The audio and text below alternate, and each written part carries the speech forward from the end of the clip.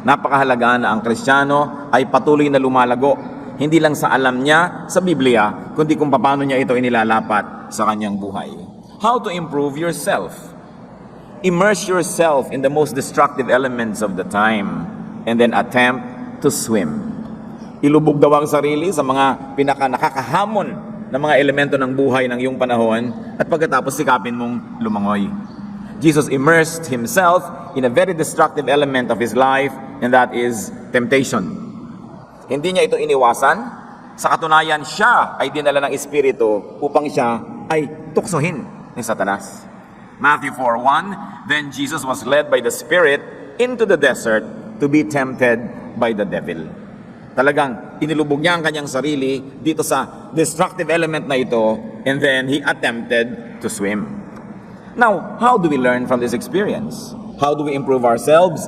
We immerse ourselves. So you immerse yourself, or you allow yourself to be immersed in destructive elements like criticism. Ano ba yung mga destructive element? Yung talagang pag pinabayaan mo, masisira ka niyan. Pag hinayaan mo, talagang ikaw ay madadamage, magiging sugatan, duguan. Pero hindi pwedeng iwasan ng ganito mga bagay.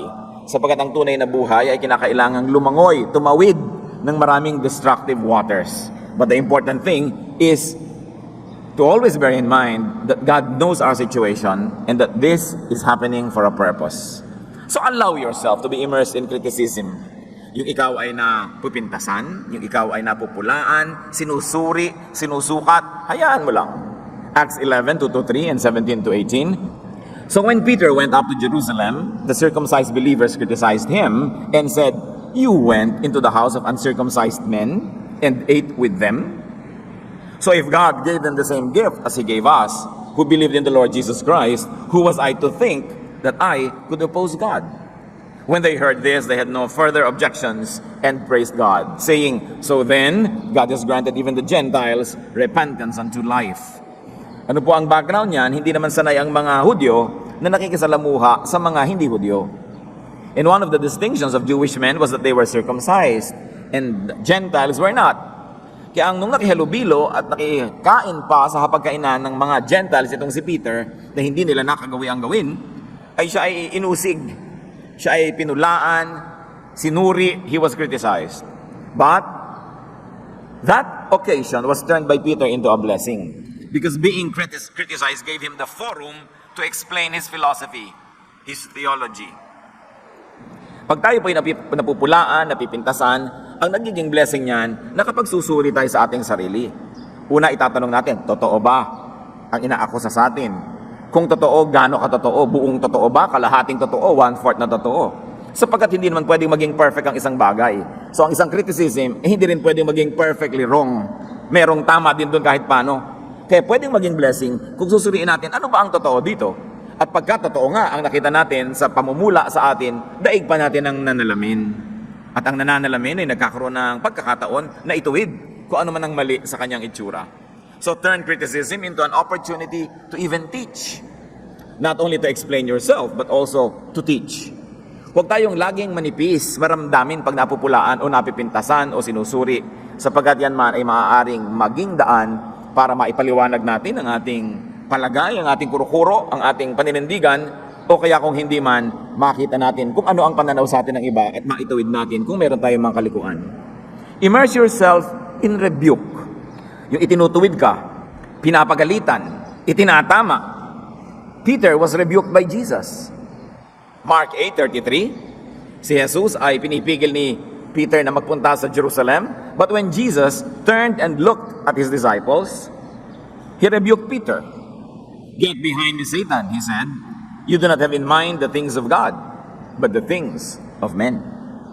Si Peter tinawag ni Lord na Satan. Kasi satanic yung idea na lumalabas sa kanya. Siya ay talagang napaka-diretsahan na itinuwid. But righteous rebuke jolts. It corrects and gives a wake-up call. Talagang tayo nauuga, naliligalig, na yuyug-yug ng isang matuwid at malakas na rebuke. Pero ito'y nakakapagtuwid at nakakagising sa mga tulog o sa mga inaantok. Peter, from this rebuke, rose to become the spokesperson of the group. Siya ang kinilalang leader sa maraming paraan, subalit yun ay hindi nangyari kung hindi siya naituwid. You want to continue to improve? Immerse yourself in education. The process of education could be destructive. Pwede ka namang mabaliw kung sobra kang naging seryoso at hindi ka na nagpahinga. Pwede kang mangayaya at pwede kang magkasakit. Pwede kang maligaw ng landas kung naging one way na lang yung takbo ng utak mo na pinag-aaralan mo at hindi ka na nagkaroon ng balanse. So dangerous din ang pag-aaral. In fact, little knowledge is said to be dangerous. But we immerse ourselves in education. Akala nung iba, pag nagkaroon na sila ng bachelor's degree tapos ang edukasyon, tumitigil na sila. Ayon po sa pag-aaral, napakaliit na porsyento ng ating utak ang nagagamit ng tao sa kanyang buong buhay. Marami pa dapat malaman, marami pang maisip, marami pang maimbento, magawa, maabot. Pero tamad ang taong mag-aral. Ni ayaw magbasa. Ni ayaw magsaliksik. Pag sinabi mo, mag-enroll pa tayo, naku, ayaw kanya magbasa-basa niya, mag-notebook pa. Eh ano na lang, magchismisan na lang, magkwentuhan, manood ng mga TV, sayawan ng sayawan. Contest na walang kakwenta-kwenta, nakaka-brain damage pag sumali ka. Yun ang ginagawa ng buong bayan. Kaya hindi umaasenso. We must continue to educate ourselves. Pati si Jose Rizal, hindi siya sumasang-ayon na lumaya agad ang Pilipinas sa kanyang panahon. Bakit? Alam niya na napakalaking porsyento ng mga tao ay mangmang. At ang mangyayari sa mga mangmang kung sila naging mga leaders, ibubulit lang nila sa kapahamakan ang kanilang mga pinangungunahan. Importante ang pag-aaral. Even Jesus grew in wisdom and stature, in favor with God and with men. Patuloy siyang nag-aral. Patuloy siyang nagsaliksik. Luke 2:45-46. Nung umuwi si Mary at saka si Joseph sa kanilang hometown, hindi nila makita si Jesus. Nung sila'y pauwi na, 12 years old na Jesus, nawawala, pinaghahanap nila sa Jerusalem. When they did not find Jesus, they went back to Jerusalem to look for him. After 3 days, they found him in the temple courts, sitting among the teachers, listening to them and asking them questions. Start early. Nasaan kaya ngayon ang mga 12-year-old? Saan nila laging gustong pumunta? No? Sa mga computer shop at maglaro ng walang katapusan hanggang magkasira-sira ang mata at magkaduling-duling at mabutas ang bulsa kababayad. Nasaan kaya ang mga tao? Anong pinagagagawa? Tayo ba ay nagsasaliksik ng karunungan? Acts 7:22. Moses was educated in all the wisdom of the Egyptians and was powerful in speech and action. Malakas ang utak, powerful in speech, malakas ang katawan. Hindi yung puro katawan lang, ang ganda-ganda ng katawan, tapos yes lang, hindi alam ispellin. O kaya ang talino-talino, pagkatapos parang tipaklong na sa kapayatan dahil pinabayaan na ang katawan. Moses grew in speech and action. This is mind and body matter. Jesus grew in wisdom and stature, mind and physical body, in favor with God, spiritual, and in favor with men, social. Balanced growth. Why is education important? Because it's only the truly educated that will understand God more fully. Because even God is a concept.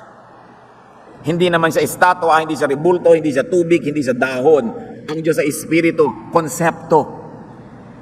Ang theology ay konsepto, ang philosophy ay konsepto. Paano mo lalakihan ang pag-unawa mo sa Diyos kung kakaunti ang vocabulary ng iyong isip? Kakaunti ang salitang kayang maunawaan at lalong kakaunti ang salitang kayang sambitin. Kakaunti ang mga kulay na pwedeng makita kasi intellectually colorblind. Kakaunti ang pwedeng maunawa.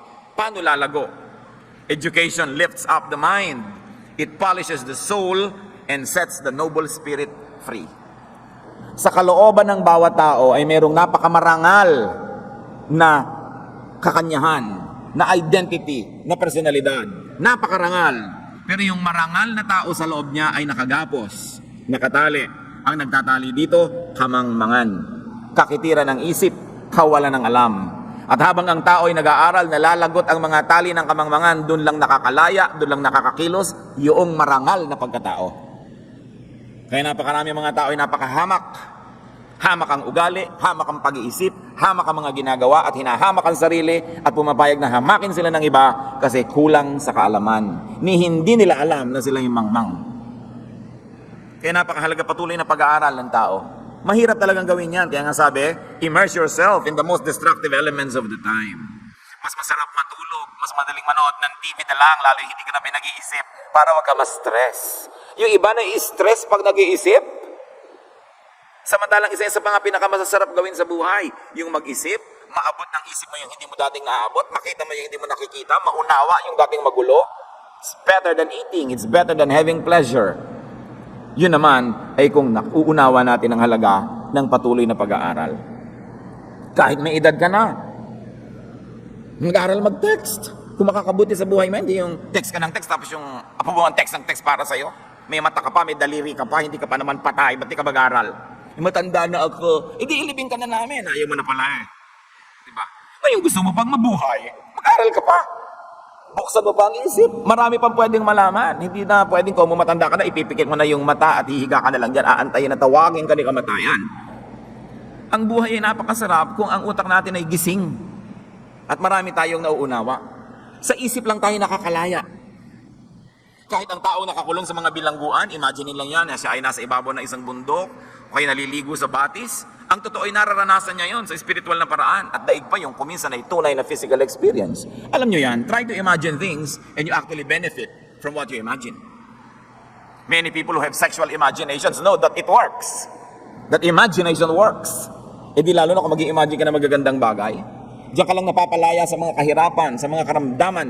Kung ang isip mo ay malaya, nakakaalis sa loob ng iyong bungo at nakakarating sa mga langit, sa mga alapaap at sa malalayong mga tabing dagat. Kailangan ng isip ng tao malaya. Anong nagpapakulong sa isip ng tao? Bias.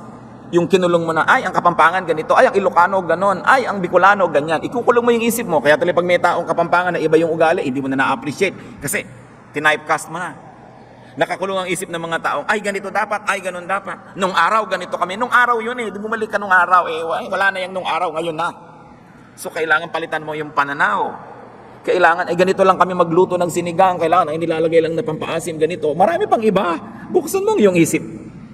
Palayain mula sa mga gapos ng limitadong karanasan. Kailangan nakabukas ang isip ng tao. Mapakahirap kasama sa buhay yung makitid ang isip. At lalo nang napakahirap kasama sa buhay yung ang bagal mag-isip. Parang ikaw ay napakabilis tumakbo, pangkarera ka, tapos yung asawa mo parang pagong. Di ba yung inis na inis ka dahil gusto mong talagang kumawala at tumakbo ng mabilis, but this person is holding you down. Dahil yun lang ang speed niya. Ganyan din yung mga driver na gusto mabilis, tapos may kasamang lola, ay bagalan mo lang. Parang libing, ganun ang gustong speed ng lakad. Inis na inis yung nagmamaneho kasi kaya niyang bilisan pero pinipigil siya. Paano pa yung ang isip ay matalas, matalino, malayo ang naabot, tapos ang kasama sa bahay, ang kasama sa buhay, ganggamunggo ang isip. Di ba napakalaking frustration sa buhay yon? Kaya kung mahal nyo ang inyong mga mahal sa buhay, mga kapatid, at sila ay matatalino, meron silang mga bakas ng katalinuhan na pwede mag-improve. Imbes paliitin nyo ang utak nila para kayo magkasabay, yung utak nyo ang palakihin nyo. Pareho pa kayo nakinabang. Hindi yung gusto mo to pull people down. Mahihiyain ka, may asawa kang sociable.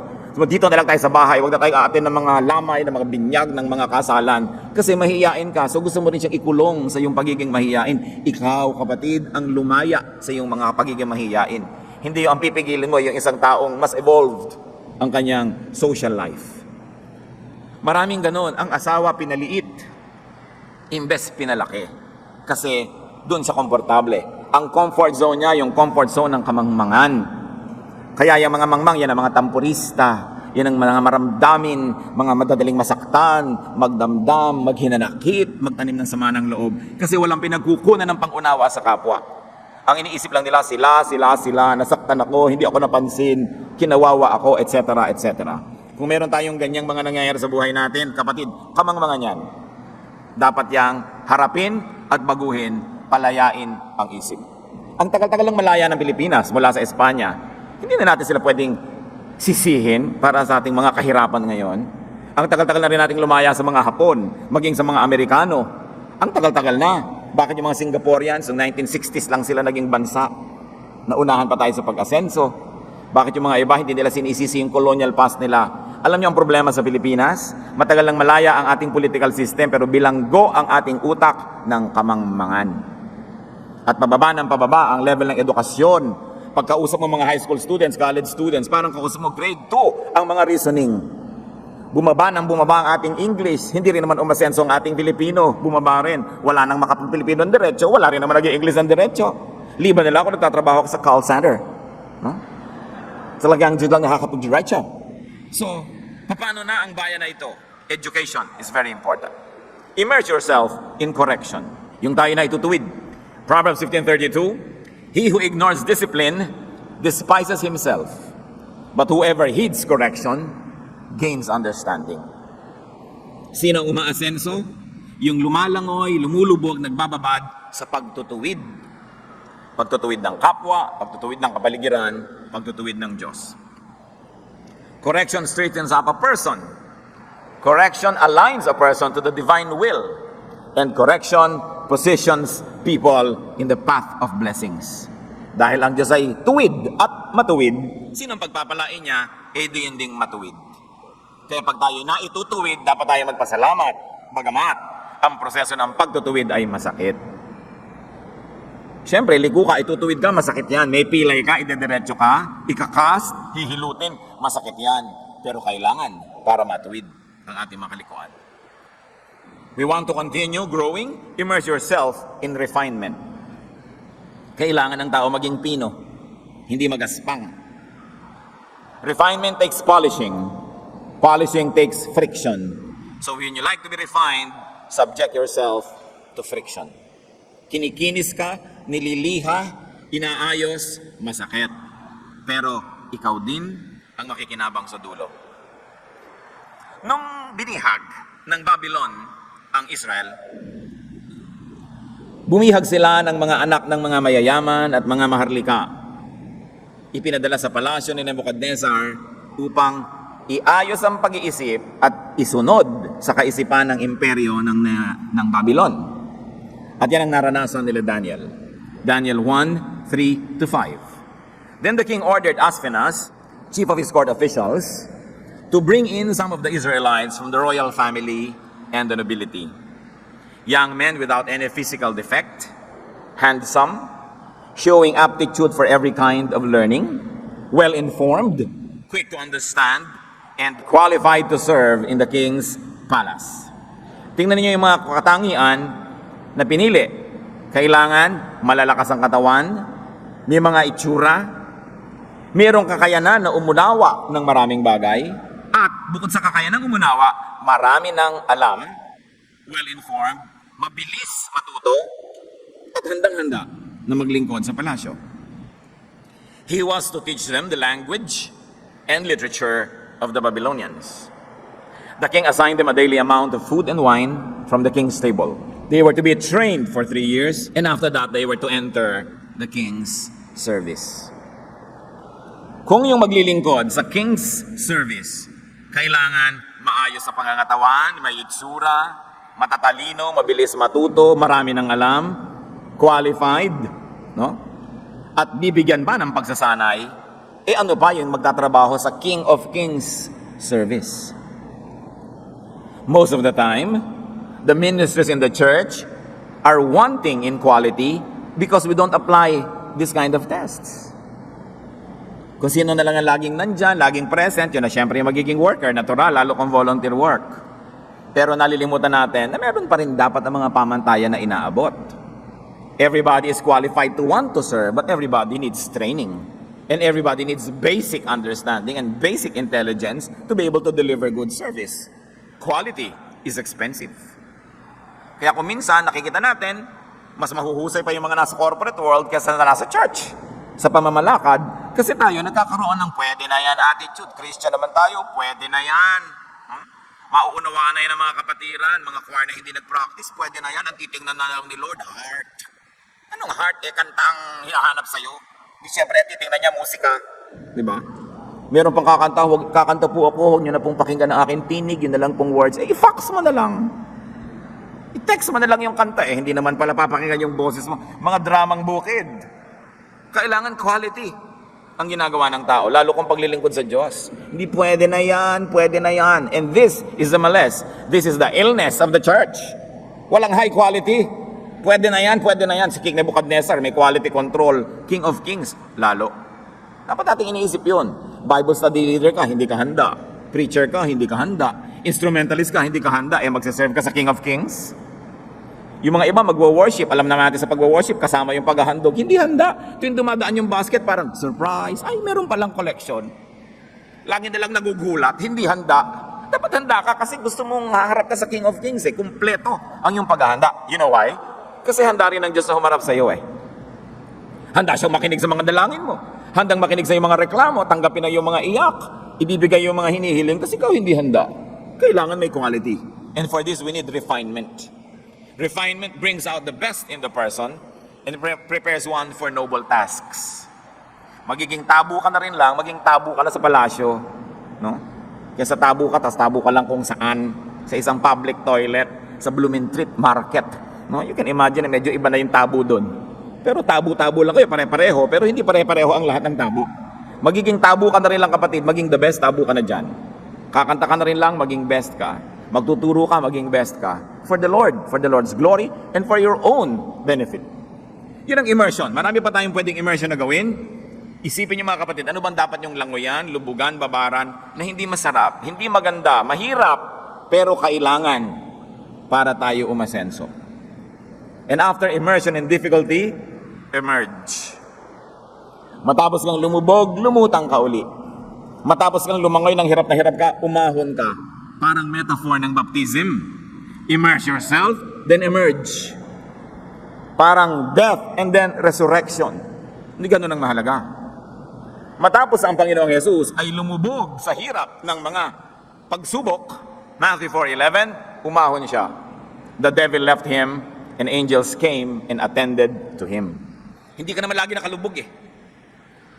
Parang nilaga, malambot na, iahon na.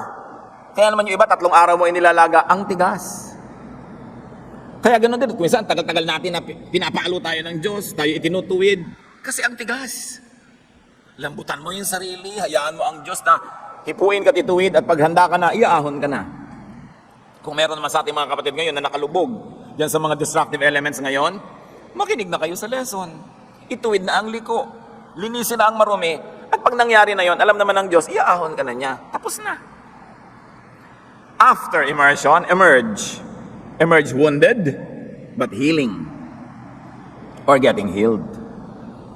Lahat naman ng tao nasasaktan eh. Pwede ka bang mabuhay sa mundo na hindi nasasaktan? Lahat ng tao nasusugatan. Lahat tayo may sumakit sa ating kalooban. May tumapak sa atin. May dumurog sa ating puso. May nanglait sa atin. May nag 1, 2, 3. May nandaya. May nagtaksil. May hindi nagmahal. May tumalikod. May nag-abandon. Lahat ng tao ganon. Everybody's wounded. But not everybody heals. So you have to emerge wounded but healing. Or getting healed. Kailangan kapatid magpasya na gusto niyong gumaling. Paano magpasya na gustong gumaling? Kung kamangmangan ng sakit, magpasya ka na from here on, magpapakatalino ka na. Kung sobra kang maramdamin, magpasya ka na from here on, marami ka nang papalampasin. Pipiliin mo na lang kung ano yung nakakasakit sa'yo. Kung nasaktan ka noon, kailangan mong magpasya kapatid na magpatawad na, magkaroon ng bagong buhay. Kung hindi, gumagaling na yung sugat mo, bubuksan mo na naman. Gumagaling na yung sugat mo, bubuksan mo na naman. At medyo tumitibay-tibay na siya, natutuyo na, bubulat-latin mo na naman. Kakalkalin mo, kakamutin mo ng matatalim na kuko para magdugo siya muli. Hindi ba ganyan ang ginagawa ng maraming tao? Nasaktan sila ng kanilang auntie nung araw, lagi nilang pag-uusapan, nabubuhay na naman yung mga sakit na yon. Yung galit na sana'y humuhupa na, muli na naman sisilakbo. Yung nagpapatawad na sana dahil sa panahon, aalalahanin na naman ang lahat. Marami sa atin, yung nagpapasya na huwag gumaling. Kaya ililibing na lang at lahat, punong-puno pa ng sama ng loob, ng galit sa mundo, ng hinanakit. At pag pinuno natin ang ating puso ng ganyan, hindi magiging bakante ang puso para tumanggap ng pagpapala. Kasi puno ng mga basura. We have to learn to emerge, although wounded, but ready to heal. And it's a matter of decision.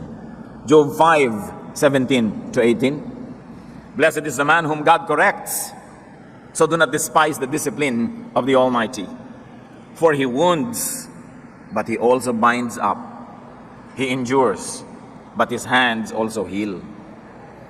Aba, mapalad daw ang taong itinutuwid ng Diyos kahit nasasaktan, kahit nagdurugo, kahit nakakaranas ng amputation or surgery.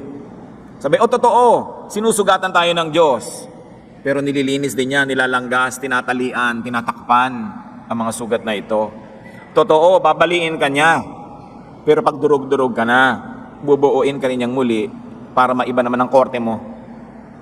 Kasi kung isa kang jar na mali ang korte, kailangan durug-durugin ka para mabuo ka na naman, iibahin yung korte mo. You have to be reconstituted para maiba. When you have reached the bottom, thank God, because there is no other way but up. Pag sobra na, sagad na ang baba ko na, wala na akong pwedeng babaan pa. Ang hirap ko na, hindi na ako mas mahirap pa kaysa rito. Wala na kayong direksyon na pwedeng tahakin, kundi pataas na, dahil nandun na kayo sa ilalim eh. Kaya kung minsan, mas madali at napapadali ang pagpunta mo sa kaila-ilaliman, mas ibig sabihin, mas madali kang lulutang agad. Kung sa pagtutuwid ng Diyos ay hinihingi na kailangan makarating ka sa kaila-ilaliman dahil ang tigas mo eh. Kailangan talagang pagkadurug-durug-durugin pa. Pag nagkakadurug-durug na tayo, magpasya kayong, I will make something out of this. Itong mga sugat na ito, gagawin kong bulaklak na disenyo ng aking balat. Ang mga peklat na ito ay aariin kong magandang design. Paalala na ako ay natuto. Kailangan mawala yung bitterness. Kaya si Job, alam natin ang kwento niya, ang yaman-yaman, ang dami-daming anak, pinakasikat na tao sa kanyang bayan, biglang dinalaw siya ng sobrang pagsubok, bagamat siya'y matuwid. Subalit nang malampasan niya yon, nakabawi siya, doble pa kaysa dati ang naging kayamanan niya. Eh kasi naman matuwid naman talaga siya, pagsubok lang yun eh. Hindi yun parusa, yun ay pagsubok. At nalampasan niya. Job 42:11. All his brothers and sisters and everyone who had known him before came and ate with him in his house. They comforted and consoled him over all the trouble the Lord had brought upon him, and each one gave him a piece of silver and a gold ring. Tingnan ninyo ang verse. Nung may sakit siya at nagdusa, naghirap, nagkaroon ng kutakot-takot na galis, walang pumupunta sa kanila. No? Pero nung siya ay nakarecover, nakalampas sa pagsubok, at siya ay binubuo muli ng Diyos, ano nangyari? Nagdatingan uli yung mga tao, nagkainan uli sa bahay niya. Ang mga tao pupunta sa inyo kung kayo mabango, kung kayo ay may pera, kung kayo ay masigla, masaya. Kung puro luksa kayo, sugat, dusa, hindi kayo pupuntahan. Huwag na kayo magdamdam, natural yun. Di ba ayaw mo magpunta sa mga kamag-anak mo na wala namang gagawin kundi dumaing? Ayaw mo pumunta sa iyong mga kaibigan na walang gagawin sa'yo kundi utangan ka? Yung pupunta ka sa kanila, sariwang-sariwa, pag uwi mo lanta ka kasi sinipsip nila lahat ang iyong lakas ng kanilang mga hinaing, reklamo, problema. Siyempre, yung likas sa'yo na iligtas ang iyong buhay sa panganib na Diyos din ang naglagay dyan, ilalayo mo ang sarili mo sa mga ganito. Pero nung siya ay nakarecover, nung siya binigyan ng pera, everybody gave silver and gold. When? Nung naghihirap siya? No. Bakit ka naman magbibigay sa naghihirap? Ano mangyayari sa binigay mo doon? Common sense yun, hindi ko sasabihin ng godly sense. Yun ang sense ng maraming tao. Pag meron ka na, bibigyan ka pa. Kita nyo ang mga regalo sa mayayaman, magaganda. Ang mga regalo sa mahihirap pag Pasko, kalendaryo ng hopya. Eh mahirap ka. Bakit ka bibigyan ng malaki? Hindi mo kaya magsukli. Hindi ko sinasabing yun ang tama, pero yun ang kalakaran ng mundo. So gusto mo pala na pahalagahan ka, puntahan ka ng tao, make something of yourself. Huwag kang magmukmuk dyan, maawa sa sarili mo, magreklamo sa langit at lupa, umiyak ng umiyak. Magtrabaho ka, bumangon ka, paasensin mo ang iyong buhay, babango ka, pupuntahan ka ng mga tao. Kaya sa mayayaman, yung mayaman na, yung pa ang marami nagpapadala ng bulaklak pag namatay. Yung halos hindi ka na makalakad sa dami ng bulaklak doon sa koridor. Yung mahirap, may isang lantang bulaklak na bigay ng punerarya kasama sa cost ng ataol. Diba? Ganun talaga, huwag kayo nagdaramdam. Gusto nyo hindi ganun ang buhay nyo, paasensuhin nyo ang buhay nyo. Para hindi ganun. Talagang ganun ang kalakaran. Blessing begets more blessings. Misery begets misery. Money begets money. Poverty begets poverty. Saan nagbabago ang buhay ng tao? Hindi sa swerte, sa pag-iisip. Pag nagpasya ka, ayokong maging mahirap. O ayokong patuloy maging mahirap, gagawa ka ng paraan. Hindi ka man maging mayaman, surely makakaangat-angat ka kahit papano. So turn every criticism, every rebuke, every correction into an asset. Pag binabato ka ng bato, ipunin mo, hindi ka na kailangan bumili ng graba para magpagawa ng bahay. Everything could be turned into a blessing. After immersing yourself in difficulties, emerge stronger. Kita nyo yung mga nag-gym. Pag nakita mo itsura ng pagmumukha, pag binubuhat yung bakal, no? Pagka yung tiyan pinipilit na itayo sa kanilang mga sit-ups, kita mo ang pagdurusa sa mukha. Di ba? Pero pagka shower niya at paglabas, aba, ang lahat ay napapatingin at muling napapatingin dahil he emerges stronger. No pain, no gain. So habang ikaw ay going through pain, imaginein mo na kung maganda yung attitude, this pain will turn into gain. Ang mahirap, nagdusa ka na nagdusa, tapos wala pa rin nangyari sa buhay mo. Natuto ka na ng natuto, pero hindi mo naman in-apply. Marami ka nang nalaman, hindi mo in-apply. Useless ang paghihirap. Pero bawat paghihirap, bawat pagdurusa, pighati, kalungkutan, kung ang magiging bunga nito, you became better, you became stronger, then it's worth it. Tulad ng mga pagdurusa na mag-asawang naghihiwalay para lang magtrabaho ang isa abroad. O pareho sila pero magkaibang bansa. May pagdurusa, pero may uuwian silang bahay na naitayo, na pag-aral ng mga anak, worth it. Pero yung nagkahiwalay na kayo, nagdusa kayo, pagkatapos nagka-boyfriend si babae, nagka-girlfriend si lalaki, nagkawatak-watak ang buhay niyo, wala rin kayong pera, in the end, gulo-gulo pa kayo. Sayang ang inyong mga paghihirap. So may mga paghihirap na nakabuti, pero may paghihirap na nakasama. Alin na nagpasama? Kamangmangan. Kakulangan ng pag-iisip. Bakit hindi pakinabangan ng hirap?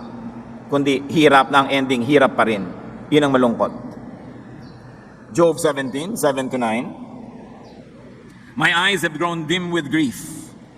My whole frame is but a shadow. Upright men are appalled at this. The innocent are aroused against the ungodly. Nevertheless, the righteous will hold to their ways, and those with clean hands will grow stronger. Basta malinis ang ating budhi, malinis ang ating pamamaraan, lahat ng hirap na ginagawa natin, may magandang kakawian. We become stronger by experience. Therefore, we become wiser. Or we become stronger by conquest. That means we become richer. 2 Samuel 3:1. The war between the house of Saul and the house of David lasted a long time. David grew stronger and stronger, while the house of Saul grew weaker and weaker. Every conflict will leave you weak or strong. Every conflict will leave you richer or poorer. Do not go to war if you would only lose. Do not wage war if there is no hope of victory. Kaya ang manifesto ni Jose Rizal, nung siya ay dinakip, pinuwersa siyang magmanifesto para kanyang talikuran daw at itakwil ang himagsikan. At sabi ng mga iba na kontra Rizal, hindi daw makabayan si Rizal dahil sinabi niya sa kanyang manifesto, nakatutok ba naman ang baril sa iyo habang ginagawa mo yung manifesto? Sabi sa manifesto, huwag kayong lumaban sa mga Kastila. Hindi daw makabayan si Rizal. But if you're going to read between the lines, hindi laban si Rizal sa himagsikan. Laban siya sa himagsikang siguradong talo lang naman. Sabi niya, magdurusa lang lalo, dadanak ang dugo, wala rin mangyayari. Hindi niya sinasabing walang mangyayari sa inyong pagsusumikap. Ang sinasabi niya, di tayo handa. Bakit ka lalaban kung talo ka lang? Pero ganyan ang marami sa ating mga kababayan, no? Nasaktan ng kalooban, kukuha ng gulok, sugod mga kapatid, hindi pa nakakalapit, nabaril na. Nabaril ka, kaya may pinagbarilan. No? Kasi nabaril yung Pilipino. Damdamin ang pinapairal. Nasaktan ng damdamin, susugod, kahit na hindi naman nakalapit, nabaril na rin. Kailangan nag-iisip ang tao. Lalaban ka, hindi ka naman mananalo. Maghintay ka na ibang panahon. Magpalakas ka. Hindi yung bugso ng damdamin. Kaya ang damdamin, sino lang makakapigil sa bugso ng damdamin? Malakas na isip. Yung napagtitimpian mo, ang dapat mong timpiin. Napipigil mo ang isinisigaw ng iyong damdamin. Dahil alam mo na pag sinunod mo ngayon, mapapahama ka lang. One of the greatest signs of intelligence is when you can suspend your pleasure. Pwede mong ipagpabukas ang sarap at saya. Nakokontrol mo yung kagustuhan mo magpasarap at magsaya dahil alam mong higit na mainam kung ipagpabukas yon kesa gawin na agad ngayon. Tapos bukas, wala ka na. Kaya yung mga taong pwede magtimpi, maghintay, yun ang mga mature. Ganon din yung mga magnobyo. Nagtitimpi, naghihintay, na hindi sila magtalik sapagkat hindi pa panahon. Wala pa sa plano nila, wala pa sa script. Masisira ang lahat ng plano kung hindi sila magtitimpi. Pero sino ang nakakapagtimpi? Ang nag-iisip. Kaya napakahalaga to immerse yourself in mental discipline, in education, in higher pursuits.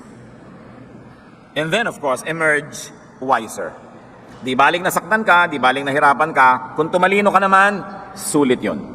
Kasi marami ka na ngayong sakit at maraming hirap na maiiwasan sa panahon na darating sapagkat natuto na. Ang sayang, nadapa ka na isa, dalawa, tatlo, apat na beses, dapa ka pa rin ang dapa. Doon sa parehong lugar na yon, lagi ka na lang doon natatapilok, hindi mo na ba kayang tandaan na nadadapa ka pag dumadaan ka dyan?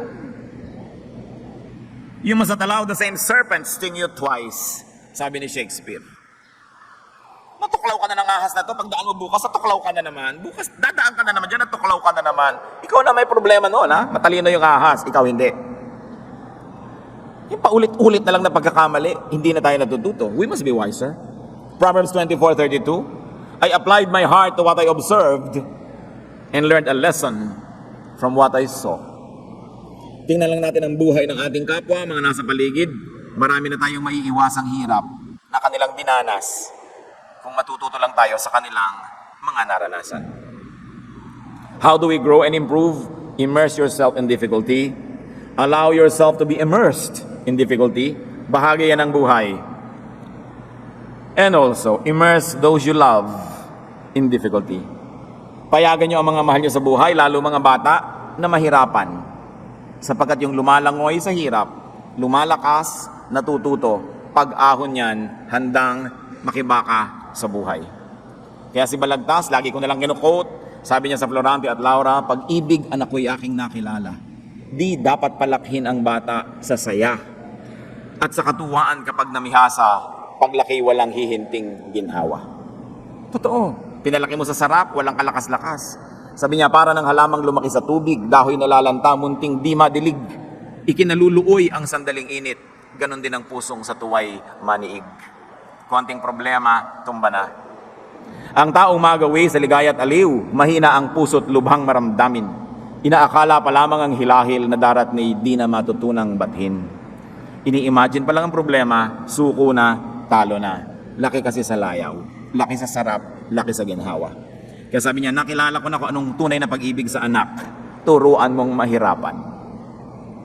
Paghugasin mo ng plato, paglabahin mo, pagplantsahin mo, paghugasin mo ng kotse, maglinis yan ng garahe, magbungkal ng bukid, magtanim, magsaka, magtroso, magforestry, magpalaki ng baboy, mag-alaga ng manok, di ba? Hindi puro text and text. Ang gusto pa yung cellphone, may lumalabas sa tinapay.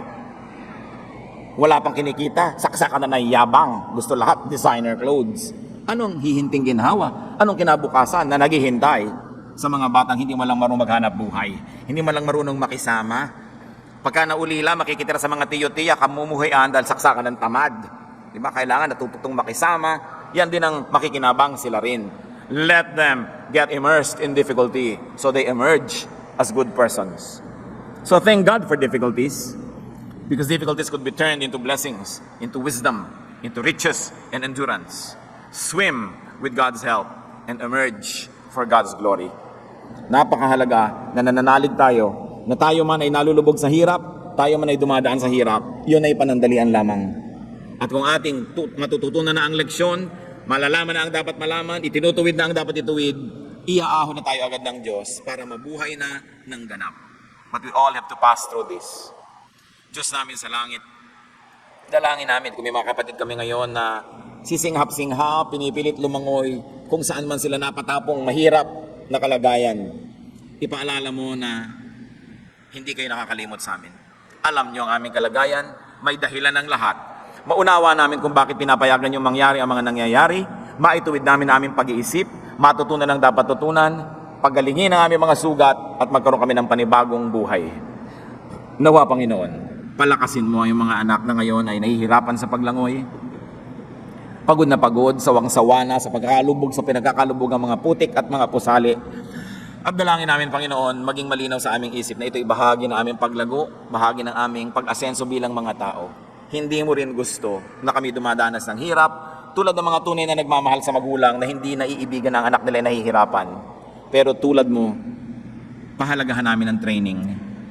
The training is aimed at polishing us so that the best in us can come out of this prison. Makalaya kami sa kamangmangan, sa kakitiran, makalaya kami sa mga hinanakit at galit, at lumabas yung maganda, malinis, nagniningning na pagkatao na kinukulong ng aming mga karanasan. Magbulay-bulay tayo mga kapatid, hilingin natin sa Diyos na paliwanagin pa kung ano ang mga personal na mensahe niya sa atin na pwede tayo to emerge from all this immersion and difficulties. Lord, sa katahimikan na ito, dinggin mo ang iyong mga anak at patuloy ka magturo sa bawat isa.